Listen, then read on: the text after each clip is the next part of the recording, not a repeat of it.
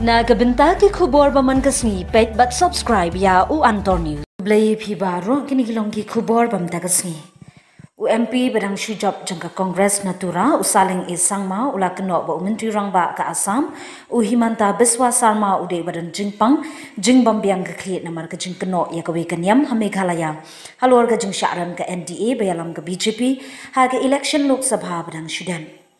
Habayakran baginong tho khubor ne ka siningkong u Saleng ulaong u Chief Minister ka Assam daladi ulakran halor kanyam ha ka jingyalab election mauhi u bakran bha halor kanyam bad ha kapor yalab election bat shwa kaneru ulayale ban penduk jan yakipaj muslim habakali u MP katura ulaong philayo ihi kumta balei ba u Himanta u keno yakanyam menta ha ka jing shisha umdei satya ban keno yakanyam ta ka daw ngaong hapi Baula bandan jingpang ha ka Khlieh halor kani ka benta.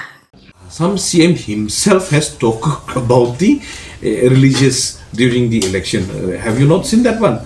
That they will try to do away. You have already seen about the how Assam CM has already done away with all those religious areas. Okay. Now, why to talk much about it? Because I think he's becoming a little bit of mentally disorder. He himself has talked. He himself has talked about the religion during the election campaign, and before that also he has done away with lots of Muslim communities. You have seen it openly. So why he is blaming the religion right now? He should not have blamed it. I think that's why I'm telling you he might be having some mental disorder regarding this one, because he himself is repeating the same which he has already spoken against it before. You have already seen it.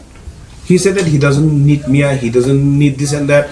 He was speaking openly against, the functioning of this particular religious doctrine.